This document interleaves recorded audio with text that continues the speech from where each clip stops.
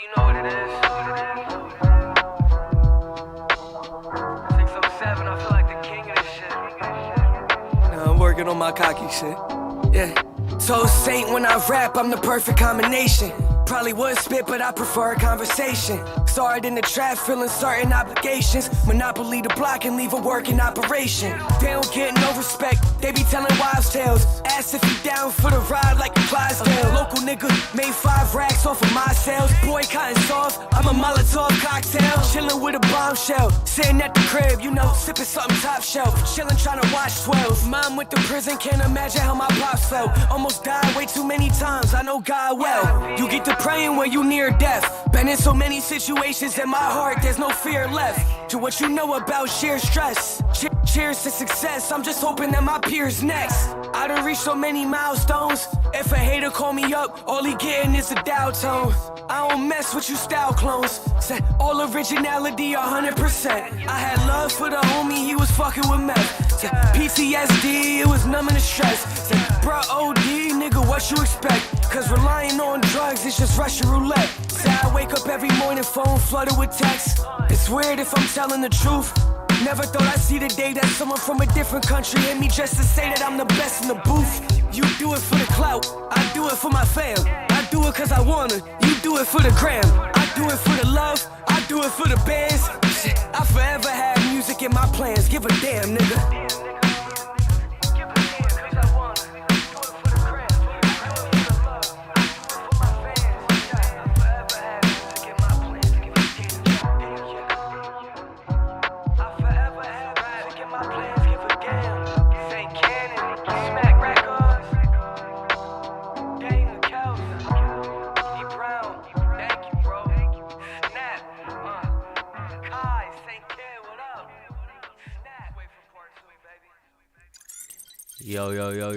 Yo, welcome back to another episode of the Cypher, episode number 43. This is a very special episode. This is the album release episode. This is the birthday episode. Happy birthday to Anthony Kannon. Y'all just heard some of Saint Kannon that dropped today. If you haven't heard it yet, if you haven't bought it from Bandcamp yet, now is your opportunity to go check that out. Go listen to it on Spotify, Apple Music, everywhere.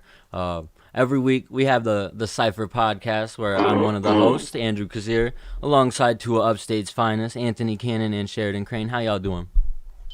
Man, I feel good. Sheridan, you go first. I'm doing well. It's been a good morning. Listen to a lot of music, especially that new Saint Kannon, man. I love the album. I copped it early, so I've been listening to it. It's a great project, bro. I'm glad you finally have released some music. I know everybody's been waiting for you to drop a project, and I know this is gonna quench the thirst because you really gave some great tracks on this one, bro. It's gonna quench the thirst, but at the same time, I know that people are gonna be hungry for more off of this. Oh yeah, this is a great project, but that's exactly it's like what you an want. appetizer. It's an appetizer for 2021. It's a fact. It's facts. Never drop something so short. I definitely wanted it to be consumable. I feel good. You know, it's your birthday. It didn't really feel like my birthday until about 2 a.m. last night. I'm not going to hold you. Like, it didn't hit me. It's just another regular day. I was stressing out because I know I thought it was going to be real smart to drop an album on my birthday without thinking about how busy I'm now going to be on my birthday. Good thing I don't have shit to do today. I'm feeling good. How you feel, Andrew? I'm good, man. I've been chilling. Like I think I said last week, my kid is on the way. My son is on the way. So this week has been very busy just getting stuff ready around the house. It's a little different around here lately. So that's exciting. Also getting back to college, trying to finish up my last semester. So it's been a busy week for me. But I'm excited. I'm excited to finally get to listen to Saint Kannon on streaming services like Sheridan. I copped it early, so it was great to listen to it early. But it's exciting, man. It's a great project. You and Saint Kid, we got to show love to Saint Kid for this one too, because he's great. I love his music in general, but him as a producer on this one, this was so solid. Y'all work together so well, so I'm excited to see that this isn't just one installment series. So absolutely, thank you guys, and I appreciate you for copping it from the jump. You guys supported early from the Bandcamp. You did not wait till it came to streaming services, so I appreciate you guys and anybody else who took the time. that's a fact. And this episode is mainly going to be surrounding topics like that, maybe like the idea of throwing stuff on Bandcamp, rolling out your album, how you came to the ideas of stuff like that. And we'll get to talking about that here in a minute, but I want to shout out some of the other stuff that dropped this week as well. We had a couple of singles, a couple of projects, and a couple of videos as well. So we got Lamborghini Dreams from Tee Melly. We got No Plates from Jacose. No Tease Baller dropped a track called I Might. JJ Wolf also dropped a track titled Motivation. Ty Vegas with a Big Drip. And Meech Booker dropped a video called OMW. And we got a new King Lo track titled Type. So there was a lot of good music. That Meech Booker video I thought was really dope. I'm excited to see Meech consistently dropping stuff and really working. So it's exciting. Meech is in his bag right now. That video was super dope. It's great to see him working with different videographers. And he always shooting videos in different places that's not Ithaca. So it always like freshens up where like it looks different than everybody else's around here. Mm-hmm. I fuck with it. It was a dope track and video. Where was he for that video? I want to say New York City. Okay. That was a really dope video. I really like that. It was one of my in terms of like a Meech song, it was one of my favorite Meech drops, I think. He crushed that shit. He crushed that. And I like the way he drops stuff with the visuals first, and then having people at least hoping that the track is gonna drop onto streaming services or SoundCloud or however he plans on doing it. So I'm looking forward to that as well.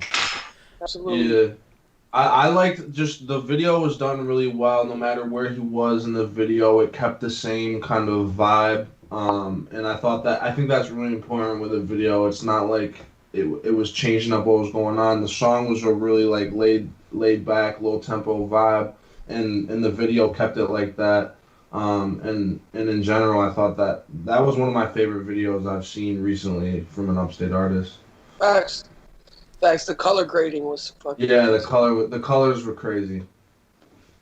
Yeah, all that stuff was really dope. I thought that they did a great job with that one. So yeah, got to show love to that. JJ has another track dropping this week too. So and PS has an album dropping this week. So yeah, keep an eye out for that stuff. Yeah. Someone who doesn't have an album dropping this month is Drake. We discussed this a little bit in the group chat that Drake is delaying his album. I don't know. What were your thoughts of this, I guess, as Drake fans and then maybe as artists, too? Like, is it a good excuse that he tore his ACL and couldn't get into the studio and finish it up? I would have rather him just said, I'm delaying the album. It's not coming out in January, than saying I tore my ACL, so the album's not coming out. I don't really know. That doesn't have, like, what you can't sing because you tore your... I don't know. I don't get that. I mean, bro. I chill with Kelsey all the time, and I can't remember the last time I saw Kelsey stand up and record. That nigga sits down all day, every day, just to... I'm sure Seth was fully sitting down just like this, you feel me? So I'm sure Drake could have done something, but whatever his reasons are, hold that. You feel me? That just means more Saint Kannon for January. That's a fact. That's a fact. And was there ever any point where you had to delay or were you considered delaying Saint Kannon at all? Yeah, I did delay Saint Kannon, actually. I didn't give a specific date that I was going to put out. You guys got some ideas and what I was thinking. But so to the general public, I didn't delay it too much. But ideally, I wanted to have this out last May, maybe like June. This project was finished in January 2020. And I've just been working on securing everything, trying to find the right time to drop it, because it's not like you can go perform right now to promote a project. And I knew I wanted to do an installment series. So the biggest concern for me was whether I should announce part one before all of it's finished, or whether I should build as we keep going. I decided to wait to drop it until everything was finished. That's what's up, and that's exciting for people listening. So they'll probably be badgering you for two and anything coming after that as well. So soon enough. Oh yeah. Let's keep it sort of related to Saint Kannon a little bit, and the release of Saint Kannon on Bandcamp. How do you guys think artists should approach a release on Bandcamp compared to just dropping specifically to Spotify?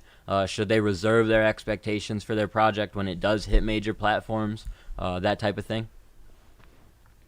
That's a good question. I do think that do you have any specific thoughts on this, Sheridan? I wanted to let you go first. Okay. I think that if you're gonna end up selling a product to people, and especially once they purchase it, they're probably going to listen to it through that media or whatever platform they purchased it on, as opposed to going to Spotify or Apple Music to go listen to an album because they have it downloaded since they purchased it. So your core fans are probably going to most likely be the ones who purchased it. So they're going to be listening to it off the download that they have. I don't know what to expect because obviously it's only been out for a couple hours. But I would anticipate numbers being slightly lower off bat, just because the core fans who wanted to hear it initially already purchased it and have been listening to it through that platform. If you're gonna be selling a product or dropping your album and trying to sell it like that, especially if you do it a month before it's available to the general public, it's definitely an experiment. And I don't know if I personally don't know what to expect, but that makes the most sense in my mind. That streaming platforms numbers might be a little bit less. I don't expect. I personally, I don't expect that to happen specifically with Saint Kannon or even in the general sense, just because I think of some even myself or someone else I would name. I'm not gonna name anyone, but I can think of a couple people that bought the release and they've been waiting for it to come out on streaming services so they can put it in their playlist. You have to to listen on Bandcamp. You have to go open Bandcamp. You have to go do all that. And yeah, I did that more than a couple times. I mean, you could probably add it to your Apple Music library, but I doubt a lot of people are going through the whole trouble to do that. You're right. That's so 2013.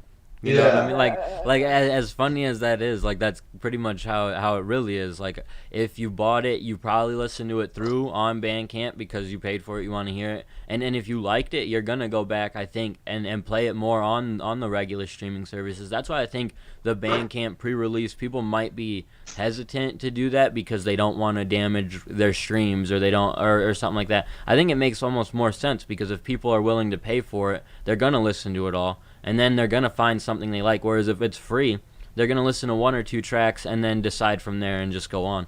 So it's interesting. I didn't even necessarily have this take until you began discussing it and I started thinking about it.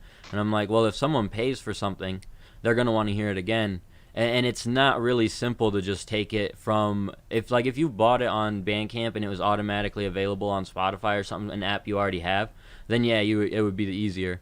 But the fact that when you buy it, you got to put it onto iTunes or whatever, like you had to do back in the day. It's just not what people will do. But if they like the project, they're going to go back to it. I think it might be honestly smarter. The only reason I did it like this is because I thought, and everything's a case by case basis. You feel me? What works for Sheridan might not work for me, and vice versa. You feel me?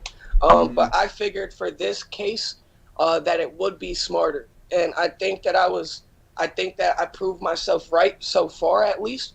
I only did it for a month, from December 27th to January 27th. And I had a goal at first. For about 2.5 weeks in, I was on pace to make my goal, but I wasn't sure.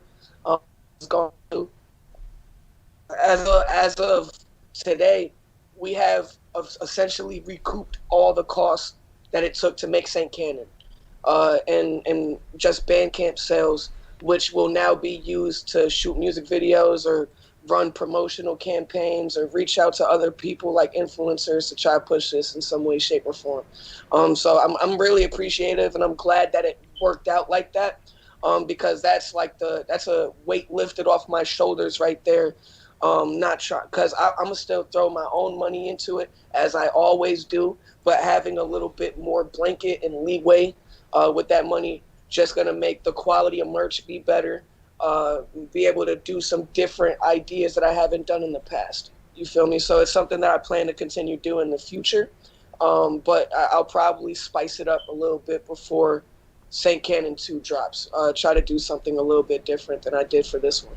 That's so fire, dude. Like we can't even let you get by that without just throwing flowers and showing you some love. Like the ability to hit your goal, recoup what you did on the project. And you're right, it's not something everyone can do. It's not for everyone. I feel like it is something that works for you, especially because you've networked and built the community. Like people can't just look at what you did with Bandcamp and think that that's the recipe, but what they can look at is the whole formula of the work you've put in over the last 2 years, and I like to have been with you for a majority of that, and to see you constantly networking with other artists and sharing other artists' stuff as much, if not more than I am, putting me onto artists and shit before we did this podcast. It's like that work is what fundamentally helped this process of putting out a project on Bandcamp that people wanted to support. And then because you're talented, people are going to then want to hear it more on Spotify and shit. Like it's the work you've put in can't go overstated, because it's amazing. Like and it's like with you and Blick, the things you guys have done locally in the community, off of showing what you can do as an artist by putting in the groundwork every day for a couple of years. Like, what's that going to look like when you continue on that path for a couple more years? It's crazy. Thank you, bro. Thank you. It took a lot of fucking foundation. Like you said, the groundwork. A lot of fucking groundwork. Blick is another person who laid a lot of fucking groundwork. And that's why he was able to sell 50 copies in 6 hours. You feel me? That's an Elmira where the average rapper, like, more likely than not, the people are going to complain about how the area doesn't support anybody and it's impossible, it's crabs in a bucket, blah, blah, blah. Blick just proved that theory wrong. You feel me? You have to find something that works for you and execute it well. Blick just dropped a quality project. Being Blick of Dawn, he didn't promote it super crazy. He did what he needed to do. But even he didn't expect it to sell out that quick. If that's not a testament to artists to make sure that you have something to sell, whether it's a physical CD, whether you put it on Bandcamp, whether you're selling T-shirts or something, just have a product at least that you can give back to the market, because that's how you're going to determine who your base level of supporters are. You need to get your base level of support and then expand on that. You'll see immediately. The cool thing about Bandcamp is that I get the emails to anybody who purchases anything, and people can opt in to be a follower or not. So I can see exactly who it is, full name, as opposed to just an email.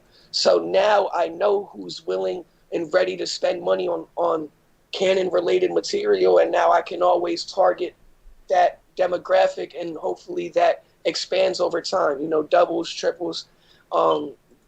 Blick I think Blick could have sold out 112 hours.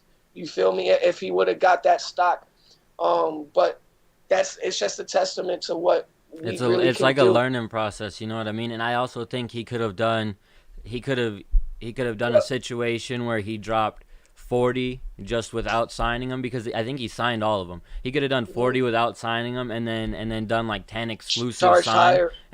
Well, I see it in other communities of art all the time, where it's called AP, it's the artist proof, where they put their own little touch on something and send it out to the fans. If it's like a t-shirt or a designer figure or anything, they throw something else on it, and all of a sudden it's worth more because there's only 10 of that kind. You see it with Griselda too. They do the same type of shit where they drop a product and there's only 100 available, so you got to get them while it's hot. And then they might have spin-off versions, but it's the type of stuff like that, the alternative marketing you can do, that Blick can then think of going forward to the next time, because he's seen the success with it, and other artists have too. It's for the local community. This stuff is huge. Like, it is huge, because it should motivate artists to do and to work with each other. One, like, you can't just be like, oh, now I'm gonna drop an album and everyone's gonna buy it. Like, no, you have to put in the groundwork and foundationalize.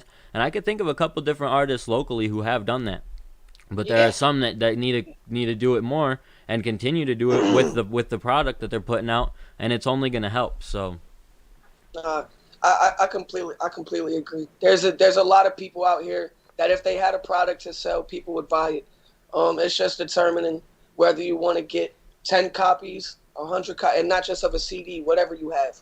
I think Blick did the 50 on purpose. I think he knew that even if it wasn't for one day, he would have sold out a higher number, but I think he wanted it to be a little bit exclusive and create a demand for when he does it in the future. I know that Bar Study is going to be a series similar to Saint Kannon with a second and third installment.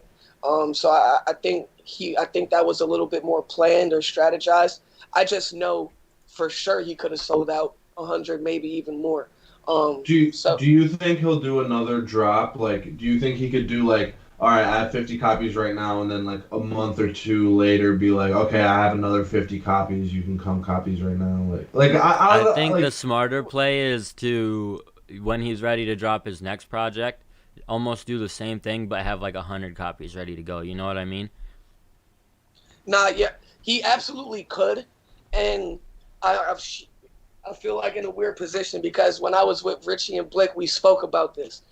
So I kind of know something that I don't want to put out.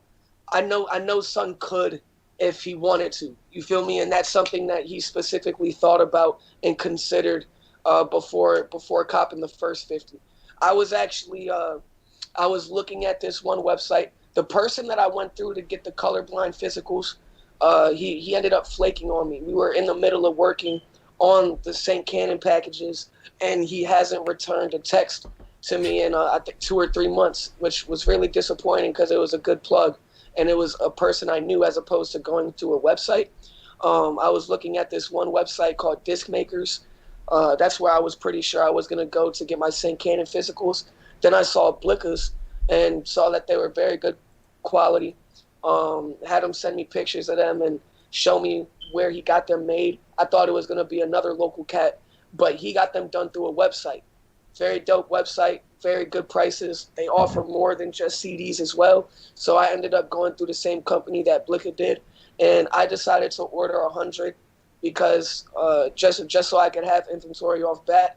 I can always make another 100 order, and hopefully I can package the CD with a couple other items and make a bundle for the first time.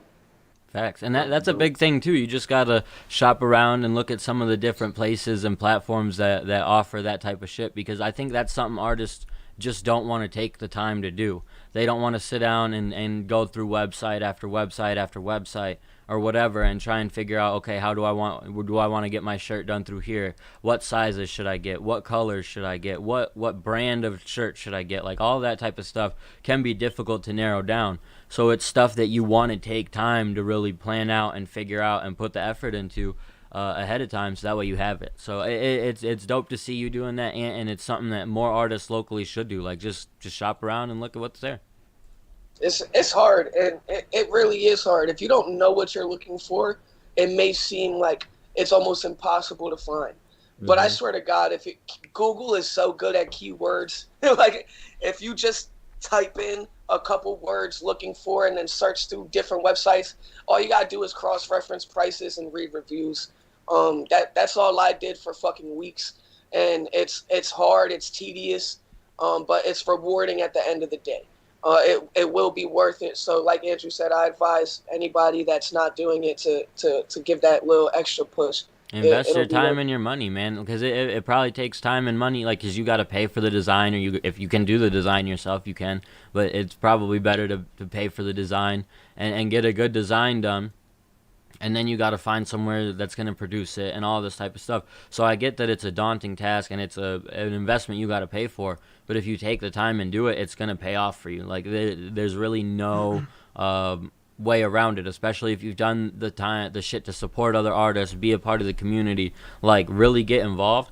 People are waiting to support people like that. Like, there's no anti, like, oh, fuck independent artists, we don't want to buy their shit. Like, no, it's kind of the opposite. If you see an independent artist really out there grinding, putting out music all the time, like, people who don't even listen to rap will buy shit to support you because they see the movement and just want to support what you've got going on.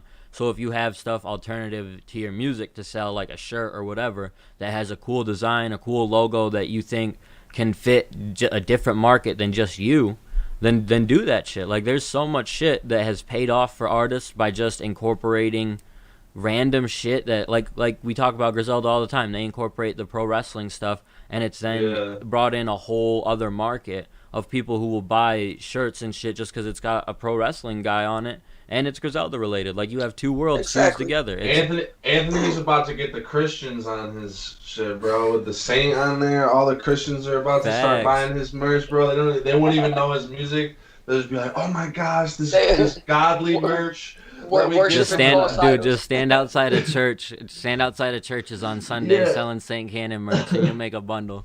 That's comedy, son. He got that church, bro. And that actually brings me to, well, not really bring. I have another question though. Have you considered like limited merch releases where you get like 10 of like a really crazy, like a jacket or something, like a Saint Kannon jacket, and there's only 10 of them, but they're like $100, so like your most loyal fans can cop them. Have you considered doing something like that? I absolutely have.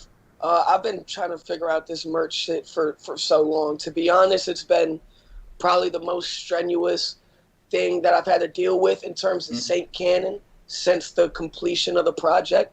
Like I said, I've had it sitting for a long time. I just didn't know exactly what I wanted to do with merch. But since I have a second and third installment, I showed you guys the rough draft of what we're working on for right now. And that quality is supposed to be like really premium. I just actually got the quote back before we went live on how much one of them would cost. And so that's closer to the idea of what you're talking about than I initially anticipated, because I wanted that to be a general release or at least bundle it. But I'll probably those look too crazy, bro. Thank you. I probably will have to tax them up a little bit. But by the time Saint Kannon 3 comes out, I want to do exactly what you're talking about, whether it's with a jacket or a backpack or something else, like something a little bit more premium and exclusive that the first 5 or 10 people that come cash ready can purchase, and that'll be that. But I always want to have. I got 2 bins in my closet right now of old Kannon merch that I made for when I was going on tour, that are basically rendered obsolete right now. And I have 2 boxes of champion sweatshirts, champion shirts, tank tops, and long sleeves of just blank canvases to print on. You feel me? So if I get a design that I feel comfortable with, that's not just a cover art, I'll start like mass producing some I don't want to say lower level things, but some not as design heavy shits that I could put on a champion shirt and sell to people for a little bit less and cheaper than maybe the premium quality shit that I gave you guys the first look at. Thanks.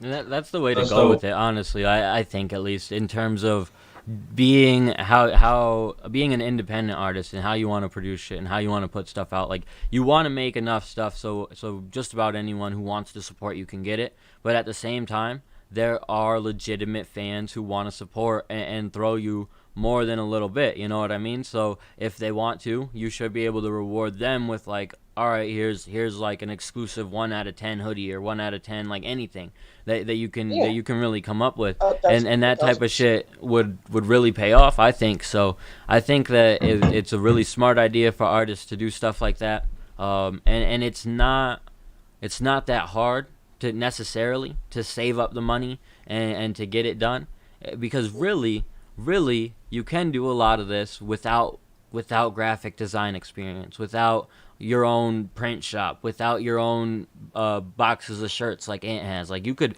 do all this without that. You just need money and the right resources. Go to the right websites and Google them. Like, t-shirt production. Where can I get a design for a t-shirt? Like, they'll comment 100 times on your Instagram telling you they'll make a cartoon you can put on a t-shirt. So there's just different shit that you got to invest in.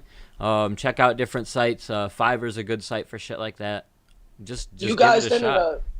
You guys didn't like live in Ithaca, but when I was a little kid, before I got into Smack Records, and even the first 2 years of when I was in Smack Records, they always had merch and like 12 to 15 different designs of women's clothes, men's clothes, hoodies, jackets, t-shirts, long sleeves, always on deck. And their design was so simple and fire and clever. Everybody wanted to wear it. You get some clothes or something like that people can support. People that don't even like your music will be doing promotion work for you because they're wearing your brand.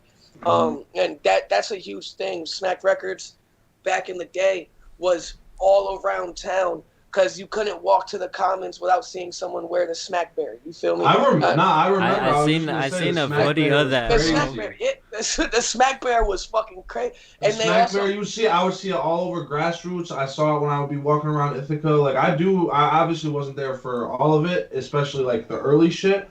But when you first joined Smack and the Smackberry was all over the place, I remember that, bro. And that was like that's still something I can remember exactly what it looks like, all that. And that's something that I think we should and could utilize more, and hopefully we bring it out. I think we moved past that design. I think some like Kelsey and some other people thought that design was a little immature for where we're headed.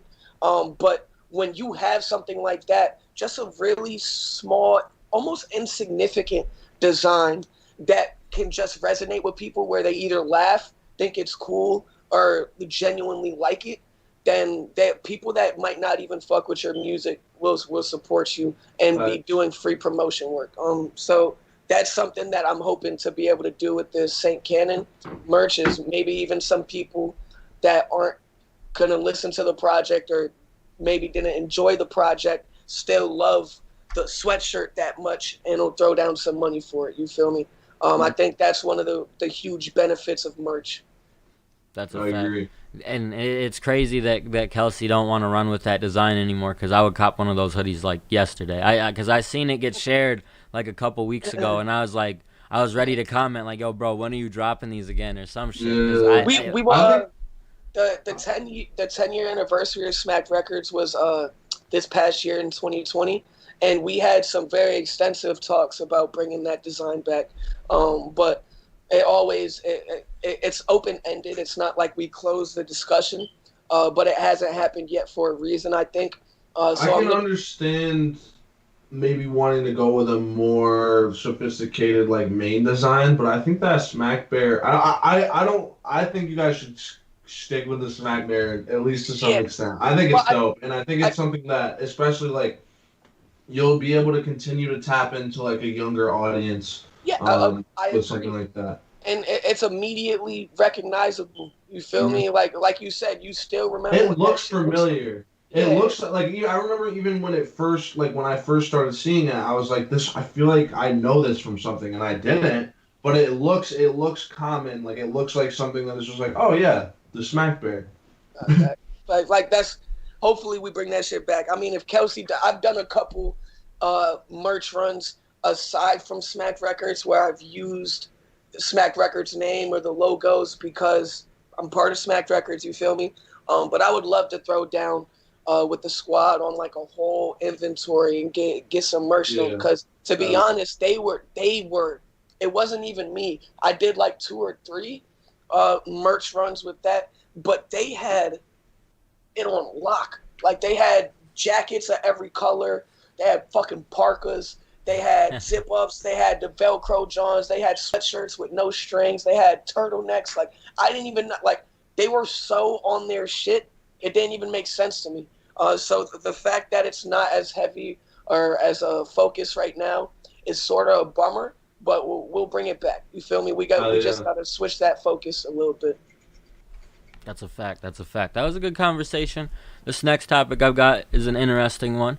And we might have talked about it a little bit before, but I'm curious what you guys think about artists doing covers and remixes and stuff during the downtime of not releasing, and why don't we see it done more locally? Like, I feel like we haven't seen a lot of remixes from any artists or anything like that. Sheridan, I want to ask you, like, why you haven't decided to do covers and stuff. You know what I mean? Not to put you on the spot, but it's been something that I talk about, and I have done. When I was in California with Dora, we did a couple. She posted one on her page. We posted one on TikTok. I've done a couple. I've recorded a bunch that I just haven't posted. It's honestly something that I'm kicking myself for not doing more. I think it's actually like a really good idea, especially for an artist like me, to do things like covers. Uh, I'm gonna give out some free game right here that I still haven't used, and I've kind of been keeping a secret for a little while. Um, I think it would be a really good idea if you have the resources, um, to on a Friday or on a day you know an artist is releasing music, especially one that you like. Go listen to their music, find a song that you like. If you can play an instrument, if you can play the guitar, if you can play the piano, try to learn it as fast as possible. It doesn't have to be the day Have the of. first cover. Yeah, and Yeah. basically you post it on YouTube the same day or the day after the song comes up, and when people are comes out, when people are searching that song, your cover will be one of the first things that show up on YouTube. I think that that's something that if you're able to do it, do it. I can't really play instruments, so it's like something that I have to find a second person to be able to do with me. And I kind of have a thing about quality control and all that. Mm. Um, but in general, I think it's a really, really smart thing to be doing covers and for rappers to be doing remixes. In general, it's just another way to get eyes on you. I mean, Joyner Lucas, the whole reason he's famous is he did a bunch of covers and then he had the platform to be able to drop something like His I'm Not his Racist. Yeah. yeah, Joyner is a. This is something that's like almost covers. I think are a little bit different than remixes for rappers, and that may be an ignorant statement to say. But how I look at it is when somebody does a cover of a song, your voice is the instrument. You play the instrument. You tell right there, like, oh damn. It doesn't matter if you are singing somebody else's lyrics or whether you wrote your own rendition of it. As long as you execute with your voice and the instrument, it's fire. I don't think singers get labeled as like cover people, do they? No, they definitely. I think they definitely do. Well, I just don't know. I'm Like speaking from a place of like, even like Jaquise, I guess. But like oh, yeah, I guess, boom, that's a great. So you just proved me wrong with one name.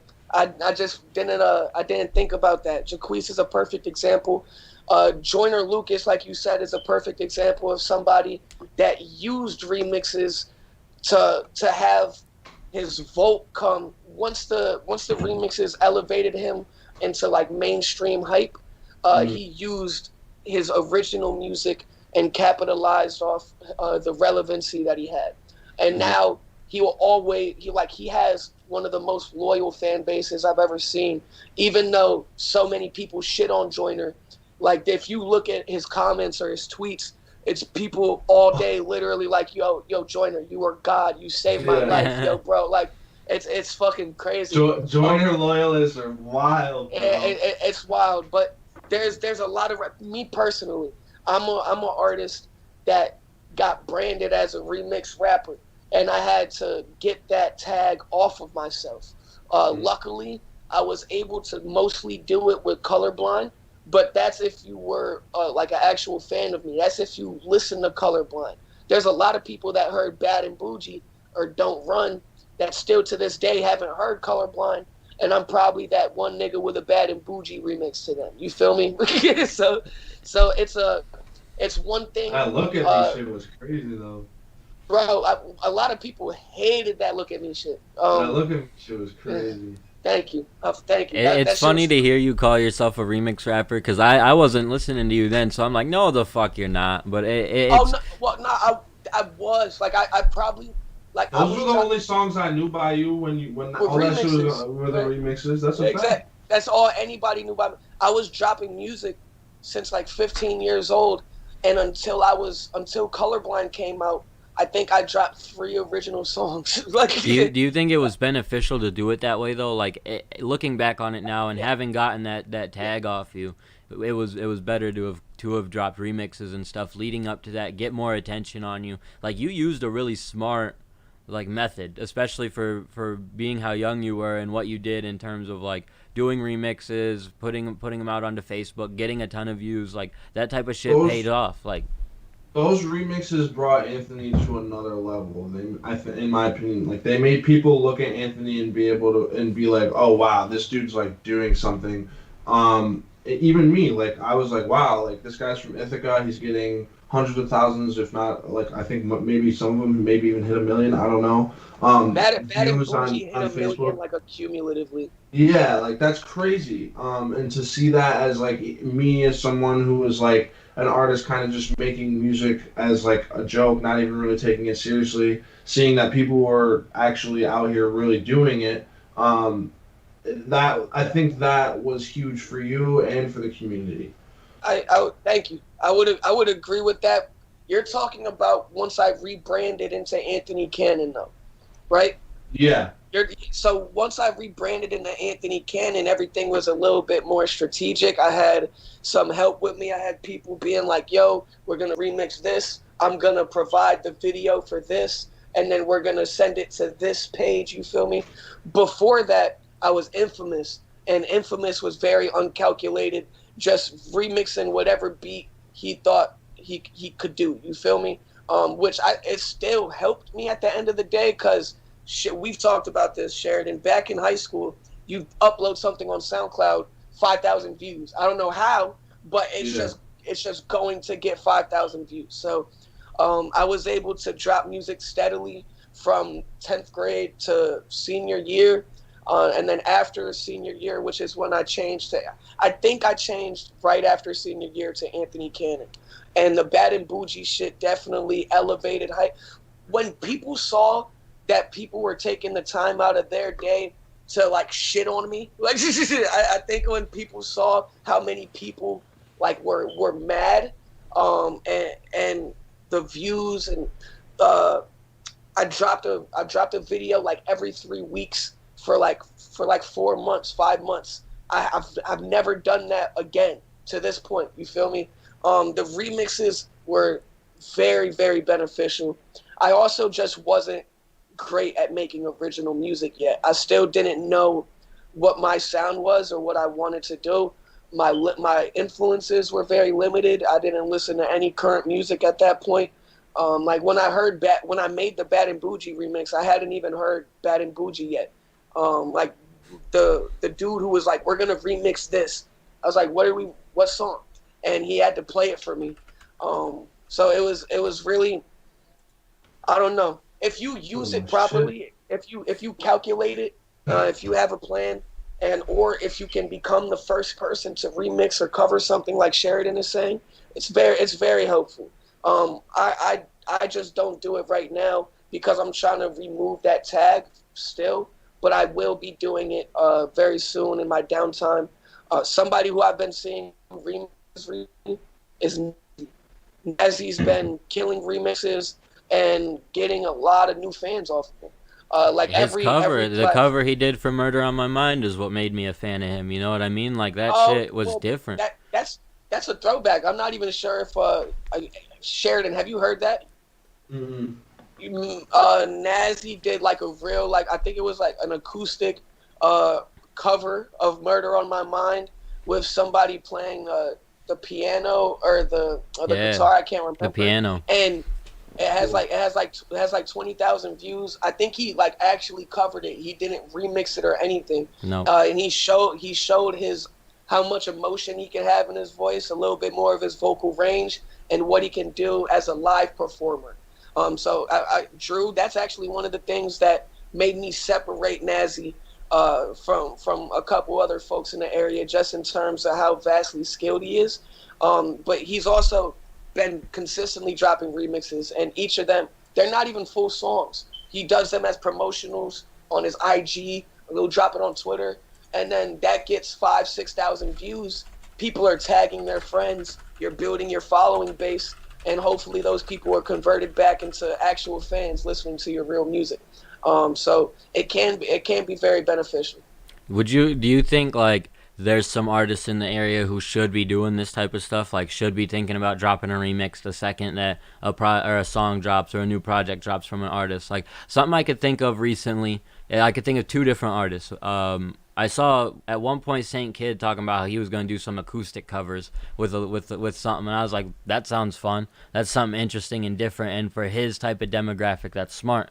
And then something else I thought of was JJ Wolf dropped a track on his project, the Mercy on Me track. It's not really a cover, but it's not really a remix, but it kind of is both of those things. I don't know if you guys know the track I'm talking about, but it's like Many Men type of remix flip type situation. What did you think, I guess, when you heard that, Sheridan? Did you think like, because I think it's dope, but at the same time I get where people might think the opposite. I think it's a good idea. The concept of it is a good idea. I don't know. I didn't. That definitely wasn't a standout track for me on the project. But I would be interested to see JJ continue to do that type of thing, because I do think it's a good idea when executed well and done with the right song. And the thing about that track for me was like, I thought he executed it all right. It was just I just heard the Pop Smoke version of that, and that was my biggest, like, if you were kind of being, and in a way, like, I feel like it is still very much like a risk and a creative idea to go ahead and still do your own take on that, and I appreciate it, and I see what JJ was doing, and I liked it. Like, honestly, it's one of my tracks that I go back to. Maybe it's because of the familiarity with that song or whatever, but it still is a track that I go back to off of that project because I like JJ's flip on it. So I get it, but at the same time, like I said, I can get where people wouldn't feel the same way. So it's definitely something I like to see, though. I'd like to see more artists in the area try and just drop a remix every week or something different. I think remixes give you a chance to do stuff you wouldn't actually do on your regular music, which may sound weird or stupid, but a lot of the bars, a lot of the flows that I've hit on remixes, I just simply wouldn't do in my original music. I think you get to test your pen specifically. I think you get to be slightly more experimental because in your original music, you want to do what you know works. You want to be as best as you can. You might be inspired by, like, I don't know, whatever the song you're listening to. Maybe there's a line that you want to play off in the song. Maybe there's a flow that you want to build off in the song. You feel me? Like, there's a lot of things like that I think about in terms of a remix. There's a lot of artists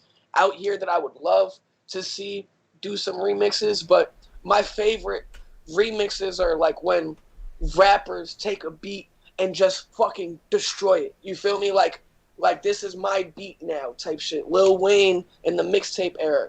I'm not sure who out here would I really be like if somebody out here dropped a 15-track mixtape of just remixes, I would listen to it. I'm not sure how much I would want it, which is probably why I haven't done that yet, because I feel like who really is gonna want that at this point. But there are people that will. It's just hard deciphering on if you think that's going to be worth it or not.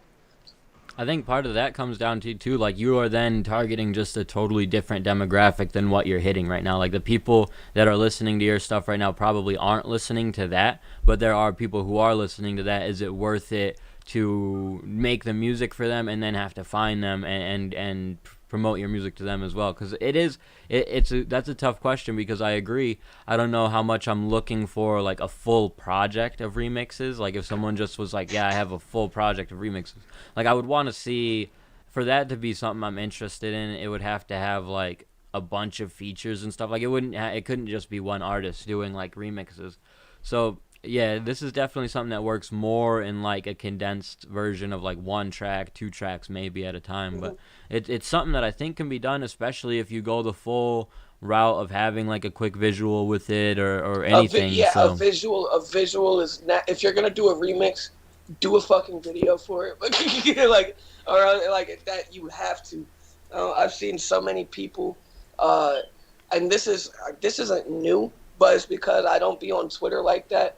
You get on a thread of something similar that to what you're talking about, or you're with rappers discussing music. People just throw a 30-second trailer of whatever video they're promoting in the thread. 3,000 views right now. You might get a couple people that shit on you, but normally they have like 100 or 200 likes of just strictly random people. Like, especially if it's a quality video, because when you're just Exactly. going through Twitter and you click on comments and you see like a good video related to what you're looking at, so if it is a hip hop thread or something like that, you're like, oh fuck yeah, this is a dope video, like shout out to them. And I tried to, oh no, my bad. I was gonna say I tried to do that for Cartel, but every time I upload a video to Twitter, it fucks up the quality like so bad. So annoying. I don't know why. I mean, I don't know. I don't know why, and I don't know Twitter. how it doesn't happen to other people. I mean, it happens on Facebook to me too. Like they just distort the quality of a video. So whenever I try to shamelessly spam my shit, it doesn't even work. I felt corny even contemplating whether I was gonna do it or not. That's tough. I decided to do it, and then it didn't even work. I was like, I'm even extra corny now. But that's the thing, bro. You just gotta try shit like that. You know what I mean? Like artists should try shit like that. Just try it, and if it, because you never know what's gonna hit and what's not. Like you never know what's gonna be the thing that really helps get you in front of a bunch more eyes. Like I don't think that Jake Daniels knew that being the lyric videos on YouTube were going to be the thing that really helped propel him in front of thousands of more people. You know what I mean? Like he probably had an idea. He probably had an idea that it would be, but at the same time, like he had to reach out to multiple different places, I think, before that even happened. You can pull up Beats by Safe. You remember him? I do not. He replied like basically every single like tweet that went semi-viral, he would reply under it and be like, this is a this tweet type beat. Like so someone would be like, oh, my cat died. This is like is a my cat died type beat, and then like would play a video of him playing a beat under it, and like literally did it under every single tweet, whether it was like awful or like an amazing tweet. And he ended up like working with like industry artists because they got so fucking annoyed that he kept spamming. He like literally like, it was like probably 6 months. Every single tweet that you saw with like 20K likes or more, Beats by Safe is under it. And the thing about it is, you gotta be willing at the very end to put yourself out there and look corny. Like think about, I don't know the story for sure, but I want to say like Logic or J. Cole, one of these artists had a shirt about like sign me or some shit like that. Went to the concert wearing this shirt, and that's what helped propel them to getting signed. Like it's shit like that where I'm sure the people walking past them were like, look at this fucking corny guy wearing a sign me J. Cole shirt or whatever. And then turns out like he ends up getting a career off of shit like that. Like shit like this happens because you humble yourself and you put yourself in a position where you're like, well, fuck, man. And there are so many stories of that. So it's not gonna work for everybody. But if you put the time and effort into it and you try different things, like you can put yourself in front of the right people. Like everyone who goes on social media to just automatically shit on Clubhouse because it's not their thing and they don't want to jump into rooms and talk. Like I can get that to an extent because I'm not someone who wants to jump into rooms and talk. But at the same time, you're hating on people who are utilizing a whole new way to put themselves in front of people who are across the country or just in different places. Like there's so much that they're putting themselves out there for that is going to eventually help them. Like just the amount of stories that come from that is crazy. So it's like you just have to try different shit. Think about it and be like, all right, let me try it. Don't try shit that was working like 5 years ago though, because you got to recognize that type of situation too. Did you guys see that Clubhouse already has like $1 billion valuation? I did not, but it makes That's sense crazy, with right? How high profile it is. Like, there's a lot of famous people associated with it. You know what I mean? That's how it started out, with famous people getting on there to talk, and some still do, and it's still popping. You know what I mean? So, 21 Savage is never not in Clubhouse. He's always he's probably paid. He's probably being paid. You know what I mean? Like he's probably like some type of sponsor affiliated with Clubhouse who I would be willing to bet a lot of these, like the Joe Buddens, people like that who were talking about it on their podcast and shit early. I would almost bet that Joe Budden has his own show on Clubhouse with Ariana Foss. And then just that type of shit, getting in early. I believe that there's probably a relationship with the artist there to encourage people to go to it, but it works out for everybody involved. You know what I mean? Yeah, it's fun. I like Clubhouse. I need to use it more for like productive things instead of like joining a chat of like a bunch of rappers and DJ Mustard making fun of YK Osiris's outfit and It's different. haircut. It's different to put yourself out there like that. Like I can at least speak from my perspective of like I'm not a type of person who just jumps into a conversation all the time. But if you can get used to it on an app where people can't see you, they can't. The worst that's gonna happen is you're gonna leave the room and feel like an idiot for 15 minutes and then go about the rest of your day. Like you got made fun of by a group of fools on Clubhouse. Like that's the worst possible scenario. So why not go for it and work through that so that way when you are in a room full of industry executives or whatever, Nice. you've got that off your back a little bit where you're like, I can go talk to these people. I don't know who the fuck they are, but it could put me somewhere in the right place. If you can't do it on an app, you got to ask yourself what makes you think you'll be able to do it when you get in those rooms.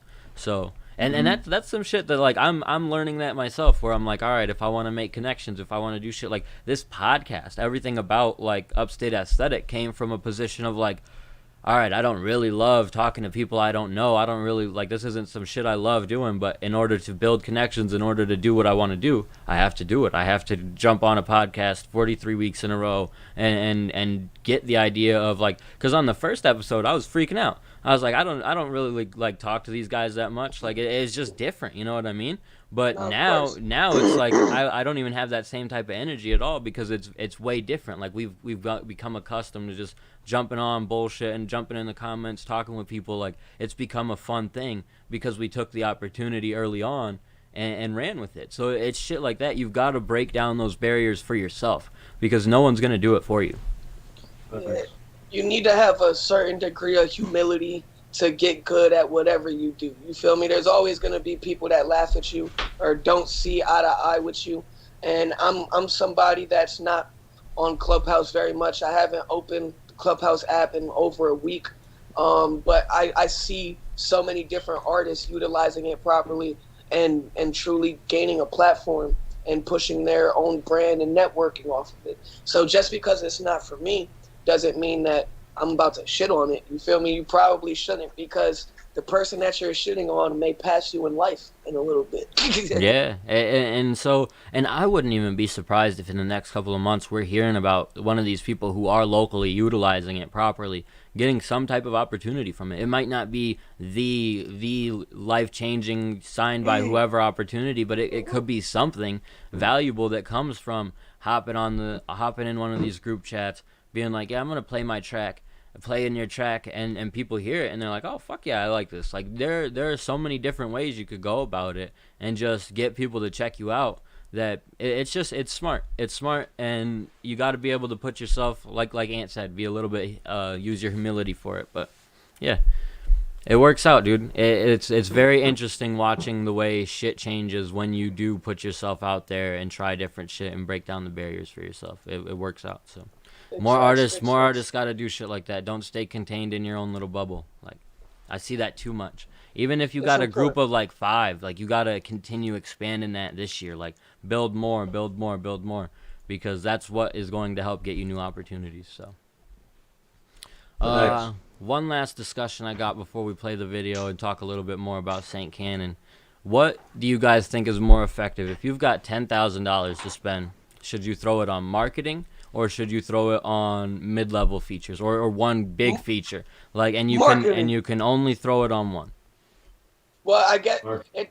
It depends on who you're getting for $10,000. If you got an artist that's worth like $50,000 and they're giving you the $10,000 feature for the come up, maybe. But if you just have $10,000, Marketing. Yeah, Marketing.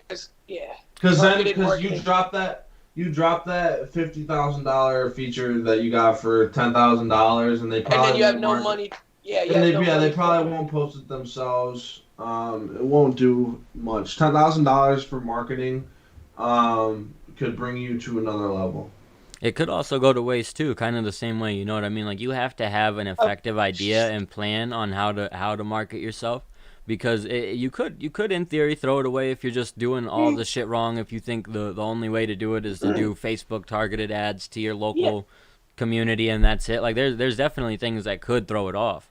But I agree. I definitely think it is a pretty simple decision. I think that even in a situation like you guys said of a major artist being willing to do a feature for like a cheaper deal, it's still not gonna benefit you in the long run. Like you're gonna put that track out, people are gonna listen to it, and then that's it. Like you how are you going to continue to capitalize off of it? I think maybe at a certain level it might make more sense to do more features like that if you're already at a certain level and you can recoup more fans by working with people of the same because I guess that's where it becomes a little difficult of a conversation for me.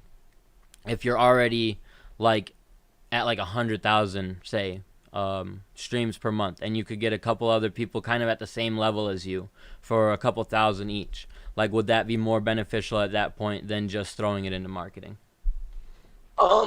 Personally, I don't think so, because if you're going to be outsourcing for somebody, you always want them to bring something that you don't have.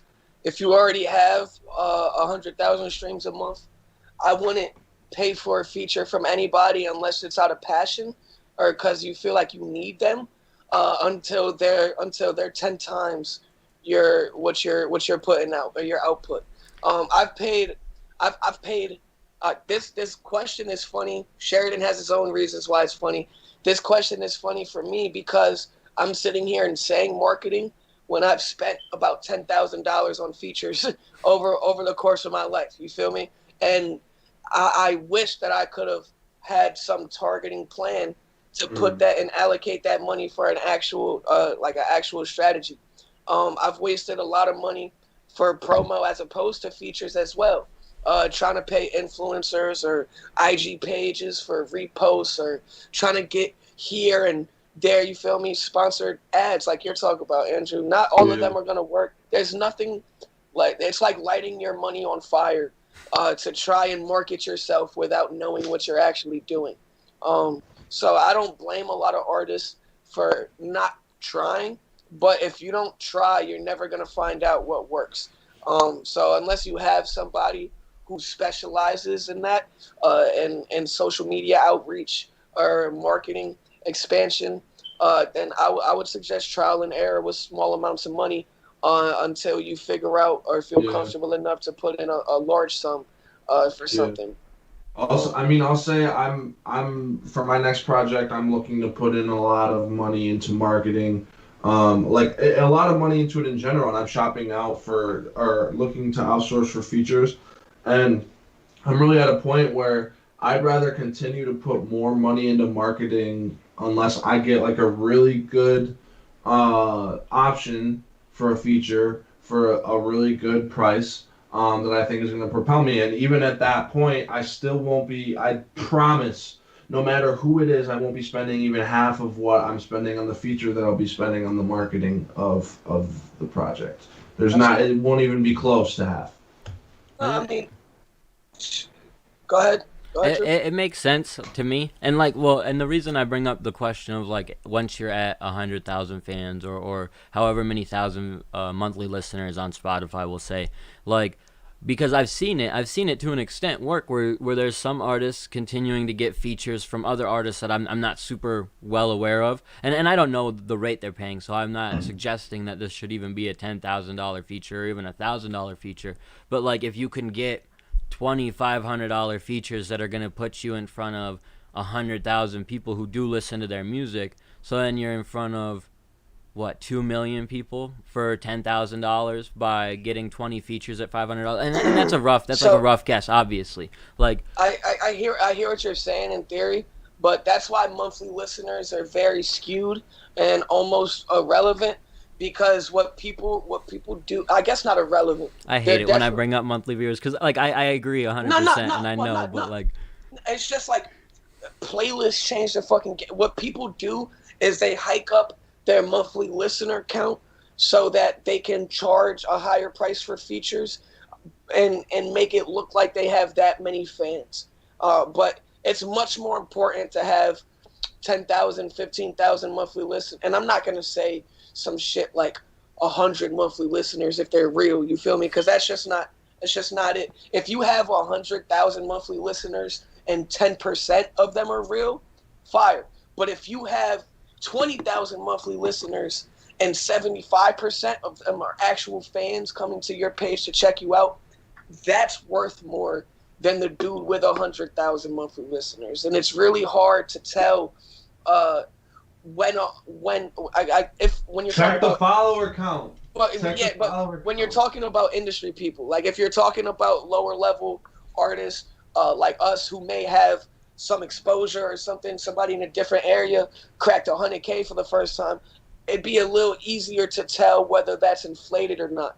But when you're talking about these industry cats who do get playlist spots, who are in tabloids and shit to some degree, making headlines, it's really hard to tell who's worth it or not, who has tangible fans. Like a Blueface feature, I wouldn't pay $2,500 for that. You feel me? But he has 2 million followers, and his name is everywhere in the industry.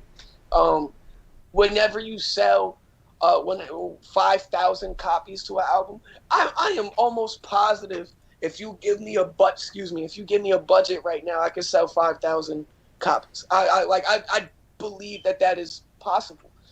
So I don't understand how some of these artists can have millions and millions of monthly listeners. It just doesn't translate back into actual fans.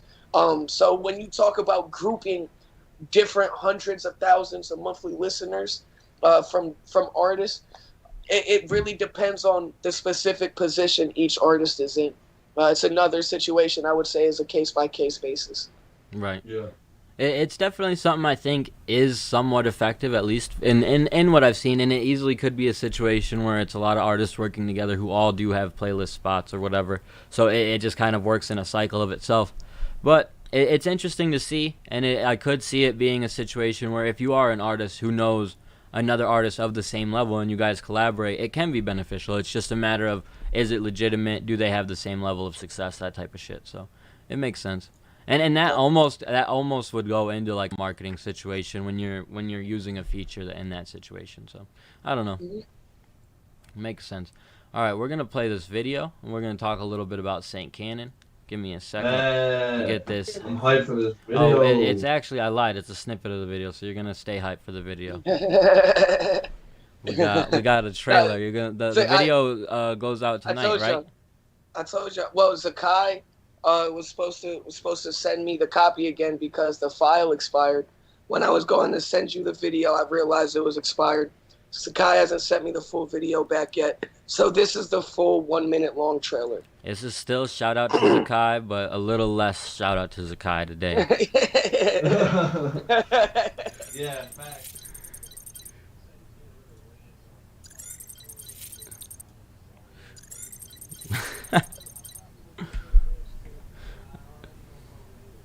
All right. I got it set up. Y'all can see it. Actually, hold on. Let me do something real quick.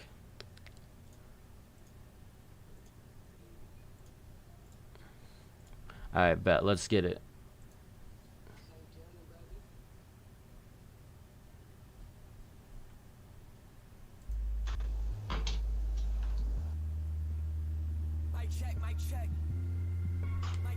It feels good. Yeah. Ain't nothing better than this, baby. Yeah. Pops told me prepare for war. They just gonna keep on coming. Remember all the nights that I was hungry. I ain't sleep for nothing. I'm not trusting anybody. Faker than the Easter Bunny. I don't even battle no more. Shit is just too easy for me. I be trying to make a difference. Niggas talk, they hate to listen. You can't be a rapper part-time. Lord, stay committed. You been in the same position. We're just trying to play the image. To me, that's a straight up gimmick. Got the crown Taylor fitted. I'ma turn my back in. Coming soon. The video drops today, right, Ant? Friday. Friday. The 29th. Yeah, the 29th. The 29th. I'm excited PS for is about to that be shit. tight, but I was just gonna say that. No, it's all good. It's all good. I was gonna drop it today, but between being my birthday, promoting Saint Kannon, and the video, that would have been hell. So I'm gonna let Saint Kannon rock for a couple days, and I also liked not that I'm just following his template, but I liked what Corey did with his video when he dropped the album and then let it rock for a couple days, then drop the video. I fucked with that. I've I like had that this. too. I've had this video for a while, but I just have a phobia of dropping a video if I don't have a complete finished video in my hands. You know, I have other videos that I've shot, but I don't have them tangibly. Holding on to this video as long as I could, but because I have some coming back my way, I have 2 dates planned for shooting next month. I figured now I can let it go and feel a little bit more comfortable. It is kind of anticlimactic though, because I really wanted to play the video and premiere here today. That's all good. That's a dope trailer. It looks like a great video. Like Zakhi continues to do so good. Like it's crazy to think about his growth over the last year and a half, 2 years even maybe. Like to see what he's done. Because we talk about artists all the time, but him as a videographer, what he's done with these videos is great. Like to me, it's fucking nuts. It's ridiculous. I mean, He's a beast. I brought Zakhi. The first time I met Zakhi is I brought him on the road with me, and it was before my tour. I had a random show in Saratoga, and I wanted somebody to come or make a vlog or take photos or some shit, and so I brought Zakhi out with me, and I didn't really know him. I knew of him. I didn't even have friends that really knew him. You feel me? I'm just known him as this online persona. And we're sitting there taking pictures in Saratoga at the Airbnb, and I'm like, yo, bro, like, what? Nah, I didn't even ask him a question. I was telling him about what I wanted him to do later in line and how I wanted him to come whenever I was on the road, to take pics and vlog, and how we could shoot videos on the road and shit, asking him his prices. He was like, yeah, I mean, I charge like $25, $50 a video. And I was like, what? He was like, yeah, I'm gonna shoot your videos for free, but like I charge $50. And I was like, why? Why? I know you feel like you're not on Hundo or Nico's level yet, but why $50? That doesn't even make sense. And he was like, to be honest, the cheaper price that I give, the more videos I can shoot and the more practice that I'm gonna get so that I can be better. You feel me? Nobody's gonna book me if I'm not where I need to be for $200, $300. You feel me? And now they're gonna be ready to. Now that's what I was about to say. We talk about an artist like Corey always getting better, bro. I mean, Zakhi is a videographer and an artist always getting better. With every video, I feel like there's things that I notice that he does better. Things that he adds. He's getting his own unique style as the videos come. It's really dope to see, and I'm excited to hopefully do a video with him while I'm still here.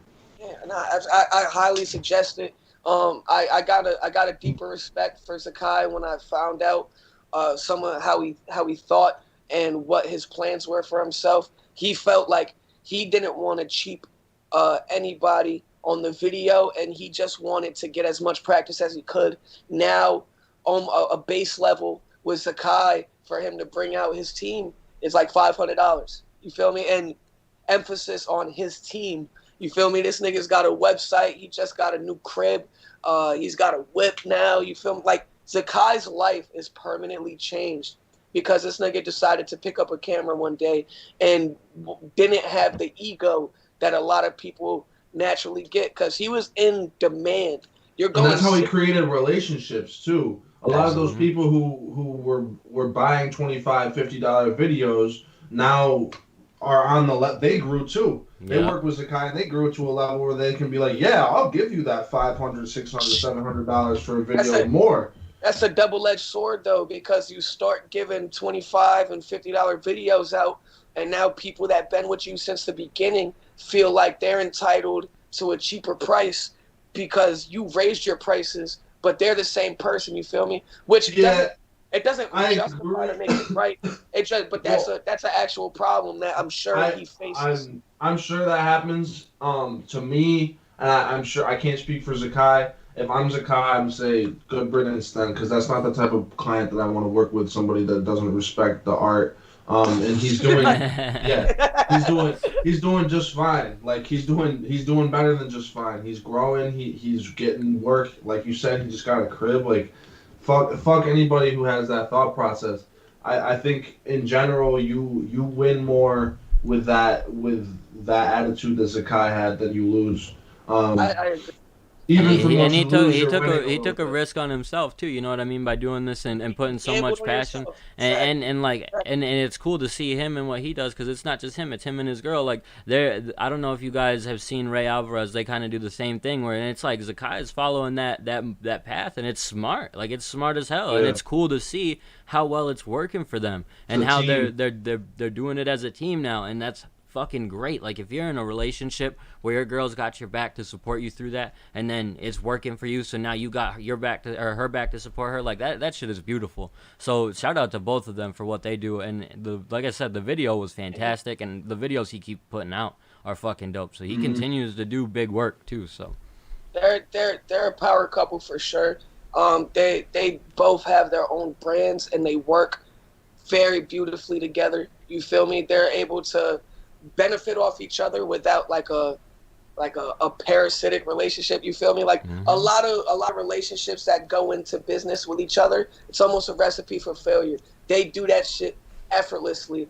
It's beautiful to see, and I've shot videos while Peaches was his girl was there. You feel me? And they just got a crazy chemistry. It's really dope, and I'm excited to see where life takes him. You know, I don't know his girl as well as I know Zakhi. But I do know Zakhi is a fucking sponge. He's a student, and he just wants to learn and get better with anything he does. He has that I'm gonna be a millionaire mindset. You feel me? Yeah. And not just I want to be a millionaire, but I'm gonna do what the fuck I gotta do to become a millionaire, which is an invaluable thing to have. absolutely. So yeah, the video's dope. I'm looking forward to seeing it when it officially comes out. We don't gotta wait for the project anymore. That's officially out. Saint Kannon dropped. Yeah, I want to buddy. talk a little bit about your relationship with Saint Kid, how that came Get it. together, how you came to decide that he was gonna be the one to produce a full project for you. So, how did I come to the fact that Saint was going to produce it? Saint was sending me packs all the way back when me and Meech were making Blur. You feel me? He was sending me beats, trying to hopefully get a spot in a placement, in a track, produce a track for me and Meech essentially. I was in the studio playing Saint Kid beats. I mean, he hit me and Meech up. He was in our inbox for like 3 to 5 months before either of us took him serious. Like we were like, I don't know why this 13 or 14-year-old kid was hitting me up, but Meech has a little brother who's Saint Kid's age. So I think Meech knew of him a little bit more than I did. I was just like, I didn't understand why a 13 or 14-year-old kid was hitting me up, to be honest. No matter, even if it was about music, I'll give you some advice, but I'm probably not going to work with you. You feel me? But eventually I caved. I was like, yo, send them through. Played them for Meech. Meech was like, yo, turn that bullshit off. I'm not getting on none of these, blah, blah. And I was like, you know, like, a couple of these is okay. You feel me? Like, they're not bad, but they definitely weren't where he is at now. You feel me? So he was sending me beats for about 6 to 8 months before we even decided to make something. First track that we made was Goof Troop. And Goof Troop, I fucking loved. I wrote that a little over 2 years ago, maybe 3 years ago. And I asked Saint Kid after all the packs he sent me. It's like, yo, I need you to send me some grimy New York shit. I don't know. You've sent me some melodic bangers, and that's not me. You feel me? So send me some grimy New York shit, and we can talk. The next week, sent me Goof Troop, and that's when I was like, oh wait, that maybe this kid just doesn't have, like, I'm telling him what I want. I'm trying to explain it to him, and he's like, something's not clicking. So one day it finally resonated. I think he took the time to listen to some of the music that I was talking about so he can hear the sounds and shit that I wanted. When he sent me Goof Troop, which was unlike anything else he's ever made, I was like, okay, he has more potential as a producer than I initially thought. Team Summer, off the project with Ty and Slick Fashions, I recorded Team Summer the same day I recorded my feature for Hello. Like that's how long ago that shit. Wow. That's how long ago that shit was. So between Hello, Goof Troop, and it was Cry at first. It wasn't Team Summer. Between those 3 beats, I was like, yo, this kid is phenomenal. Hearing them through D Brown's monitors, meeting him in person, recording with him in this, I'm like, yo, this kid is ridiculous. I also booked him for a show when and Sheridan actually popped up for a little bit.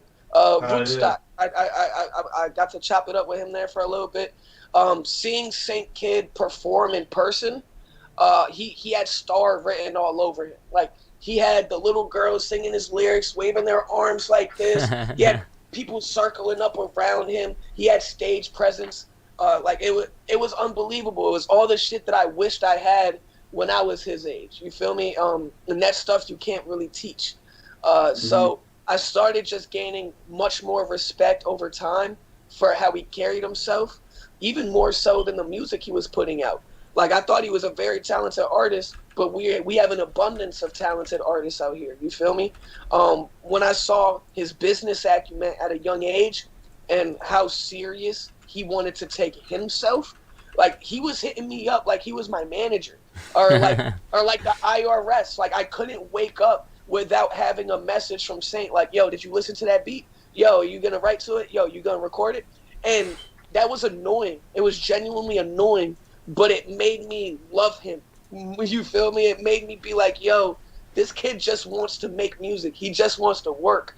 The solidifying factor was when we threw a show in October of 2019, and me and Saint conducted the show. We booked the artists. We organized everything between the venues. We had to set up security, come up with set times. We had to pay artists, come up with the percentages. And I thought it was going to be a nightmare because I was trying to set up a show with a 15-year-old at the time. And it wasn't at all. Saint, it was crazy. Saint really outdid himself on that. I don't know many people that were my age at the time that could have carried the load that Saint did, and he did it effortlessly. You know, there was nights that we were FaceTiming each other and texting back and forth like, oh shit, it's gonna be a disaster, and then nights where we were like, it's gonna be the best show ever. But we didn't really know until the night of, and when we got there for sound check to when we closed up the end of the show, I knew that Saint was somebody I wanted to work with on a deeper level, and he was all about it. When I first brought up the idea of doing a project together, he had a folder of beats for me in a couple days. Then he sent me another folder and another folder. I think he ended up sending me about 90 beats, maybe 80 beats. I wrote to about 60 of them. I recorded 50 of them. And from then it was just track listing, what makes sense. I was going to do one Saint Kannon project at first, and it was going to be like 20, 25 songs.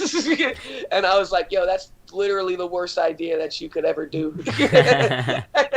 And so I was like, yo, Saint, what if we do Saint Kannon 1 and Saint Kannon 2, where one will be like the old school New York shit, and then part 2 will be just bangers, blah, blah.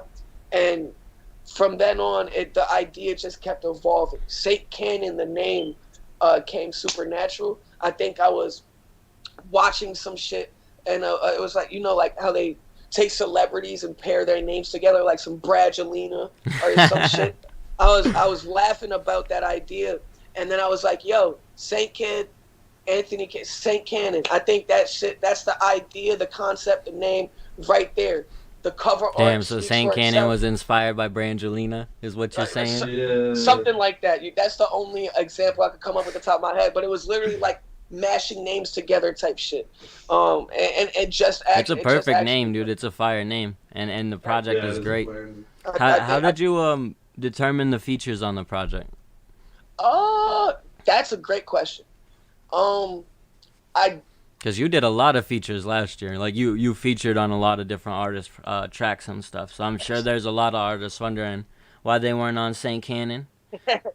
There probably are a lot of artists wondering, and the track list that was finalized and out right now wasn't the original track list that I had. I had different features, but over time, like you said, I've worked with a lot of artists in the past, and I'm not known for putting artists on my songs. It's always on somebody else's song.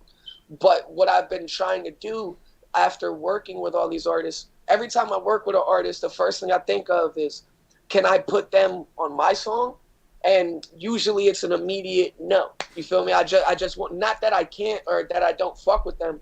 It's just I don't see what they're gonna provide to what this track is. And maybe they can, but I haven't made that one song that I want X artist on. You feel me? So for the past 2 years, I've been stockpiling. I even have an actual list that'll never see the light of day by anybody except me of artists that I want to have on my songs from this area. And I've been crossing names off. You feel me? And it's a beautiful feeling. Alonzo was somebody that I've known for a while now, a couple years. He stayed at my house before. Very good friend, very dope artist. I fuck with his mind. I fuck with how he views life. And I knew that if I threw him on anything, he can come up with like he would have a similar perspective to me. He'd do something completely different on the track. He'll flow different. He'll write different. But I like his mind. You feel me? So I know what I'm getting right there. Ty and Slick, like I said, I've recorded my part for Team Summer over 2 years ago as well. And so I was sitting on that for a long time. I sent that to a lot of different people. Believe it or not, do you know Nas Philippe? Yeah. The singer? Nas Philippe was going to be on that. And then I sent it to an artist in Las Vegas who did some work with Team Backpack. And both of the features just fell through. You feel me? I didn't feel like waiting. And I almost felt like the two people that I thought of weren't necessarily for the track. It was just because I wanted to make a song with them as opposed to I think they fit this song. Ty and Slick hit me up one day, said they were coming to Ithaca to record and that they wanted me to do a track with them. So I get to the studio and it was at D Brown's and I forget how it came up, but I think I was just like, yo, D Brown, play Cry. It's the only track I had with opens at that point. And they listened to it and went into the studio, sat side by side with each other, and freestyled it. That's so crazy. Line for line, and I was like, "Yo, this is unbelievable." So I was happy because I wanted to get a track with Ty, and I wanted to get a track with Slick. I didn't know if it was going to be on Saint Kannon, and I didn't know it was going to be together. But it just ended up working out like that. So though I have a lot of features planned throughout the Saint Kannon series. Saint Kannon 1 was essentially the reason why I dropped this first is because I think it's the worst music of the Saint Kannon series, which probably puts like a negative tag on that. I'm very confident in the music. Well, no, I'm confident in the music. I love the music, but I think the best has yet to come, essentially. So the tracks that I have 1 through 7, it's essentially a warm-up. I wanted to ease people in. I didn't want to drop Saint Kannon 2, which is some of the best bangers in one project that I've ever made. It's banger after banger after banger, and I didn't want to drop part 3, which is the most cohesive and sonically together album that I've had since Colorblind. The ideas are intertwined. I have stuff that I want to get off my chest. I'm telling stories I've never told before. So I wanted to do something that I felt like I could test the waters, see what the demand is for a new Anthony Kannon project right now in the first place, because I haven't dropped anything since 2019. How does that feel? How does that feel to drop finally? Like, it's been 2 years, you kind of get that weight off your back, you know what I mean? That shit feels, I don't know. I used to, release days were like they're fun. It's dope. but Colorblind and Blur was so stressful. I felt like I have to make people listen to this today, or else it's not gonna work. You feel me? Right now, I feel less stressed about Saint Kannon than I'd ever have about Blur or Colorblind. But I also feel like because my goals, what I want out of this, are different than I wanted from Colorblind and Blur. You feel me? I didn't know what to expect with Colorblind, but I've been hyping it up for almost 2 years at that point. And Blur was naturally hyped because it was me and Meech. Like the only thing out there was My Demons Won't Let Me Live, and I knew that the same people that listened to that track would at least listen to Blur. You feel me? I didn't know what Blur was gonna do in terms of numbers. That surprised me. But Saint Kannon is a whole different bag. You feel me? It's the smallest, most consumable project I've ever dropped. It's also another collab, except it's producer based. You feel me? So I don't know what to expect with Saint Kid's name attached to this. I don't know what to expect with it being 7 tracks. But I do know that I think this is going to set the tone nicely for what's to come in the future. Nice. I agree. I think that this is a really dope project. I'm excited that it's finally out officially on the streaming services. People get a chance to listen to it if they haven't already, if they haven't pre-ordered it. It's very exciting. We've covered a lot of the topics related to it, the merch, everything else. Sheridan, you got any questions for Ant before we wrap everything up? Timeline on the next one. Timeline for part 2? That's actually a really good question, because how do you go about planning something like that out? Like, you just dropped this, you have 2 more in the vault. What are your thoughts? So essentially, what I'm trying to get right now, I'm trying to get the cover ready for part 2.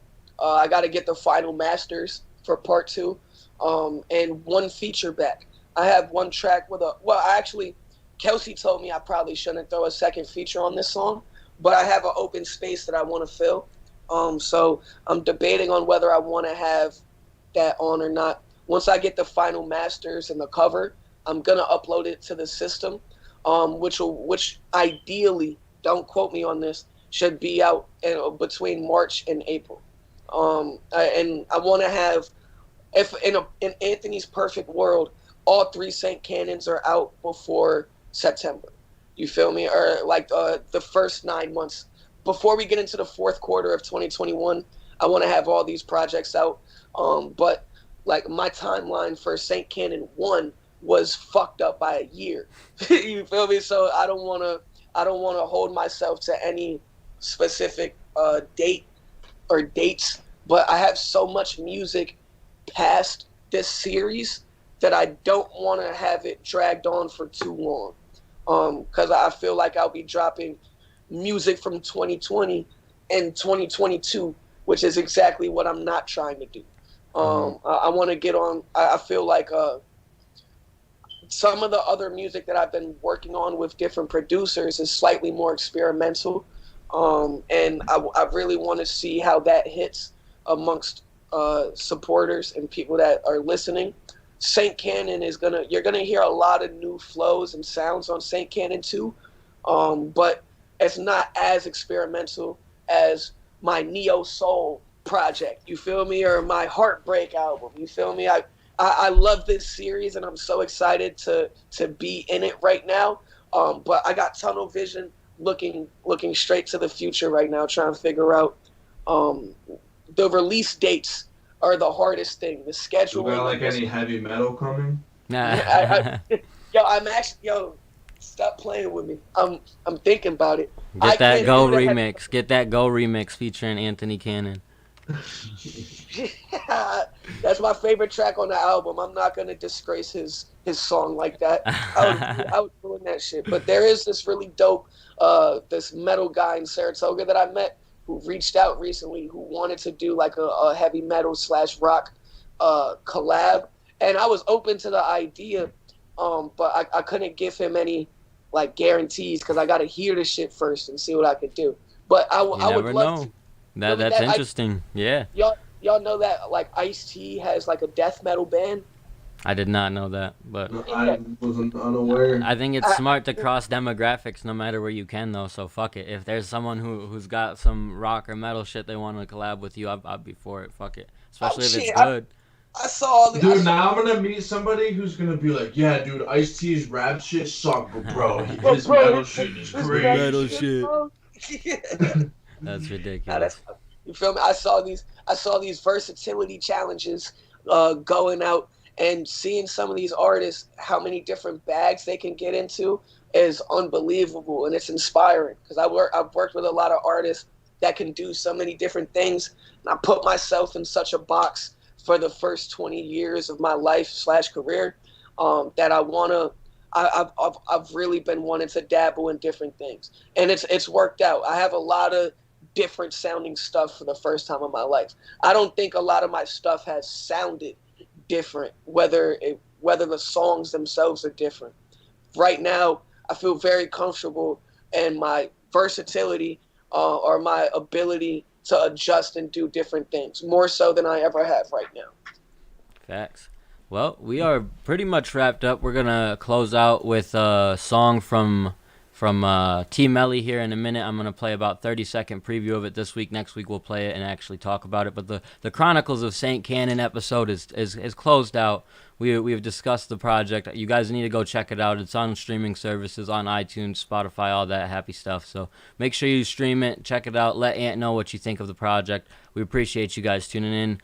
Sheridan, let him know what you got coming, and then we'll let Ant know what's coming up, and we'll get out of here. All I can say is I got some major announcements coming within the next couple of weeks. Other than that, I won't give anything away. Just be ready. I'm working. Thanks for not stealing my thunder, Sheridan. I know you could have easily let all that shit go and took the spotlight from Saint Kannon, but you gotta keep that under wraps for a little bit, right? That would have been hilarious, but that would have been fucked up. Wow, no. I got a way better project coming out. I got all the Wu-Tang on one song. You feel me? I got Drake. I got Drake. That's why he delayed the project. He had to get Sheridan. Yeah. Drake's getting me on the project, and he didn't finish my feature. He's getting me. I'm actually the real certified lover boy, not him. Oh damn! Yo, you saw how he stuttered before he said that? He thought about whether I should actually say this or not. And then he went all in. He was like, "Yeah, fuck it." He was like, "I'm certified lover boy." Drake's label won't let him drop the project until he finishes my feature. Oh jeez. That's why it's not coming out. Just tell him the truth. Certified Lover Boy was about to come out, and you didn't let your verse get cleared. Drake is still waiting for your clearance. Yeah, you gotta clear that shit, bro. Bro, because his shit was whack. I told him to put a different verse on there. I didn't. I think he should. I wanted him to retake the hook as well. You're ridiculous. You should take the hook. You should just kick Drake off the hook. Facts. Literally, I'll party next door his ass. We've been talking about the project, but Ant, let them know where to find you on social media, where to find the project, where the video's coming this weekend, all that. Anthony Kannon on all social medias. That's with a K. The project is available on every streaming platform except SoundCloud, to my knowledge. So that's YouTube, Spotify, Apple Tidal. Make sure to go cop that. Also think I dropped the price to $7 for Saint Kannon last night. So I think that I'm gonna. I thought about dropping it to $5, which I still might. But I think $7 is pretty fair. I'm gonna put that out there because I know some people wanted to purchase as opposed to just copying it on the streaming platform. So I'll make sure that on all my social medias you have the option to. The link is in my bio too if you don't want to wait for me to eventually post it. You'll be able to purchase it. I have 100 copies of physical Saint Kanons on the way to me. And I bought 25 poster boards of Saint Kannon to come along with them. And I got the merch on the way. I don't want to give a timeline for the merch, but the physicals and the posters should be here within the week.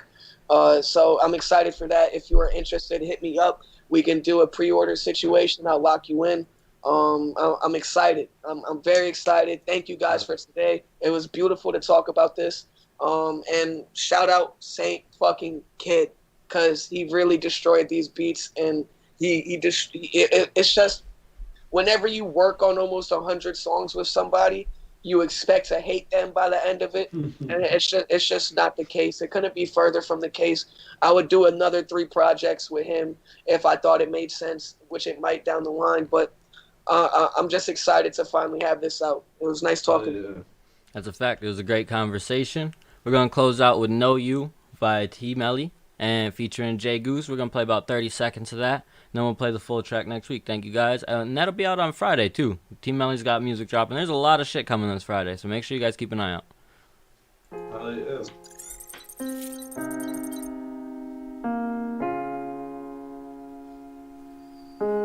Got my heart up in a headlock.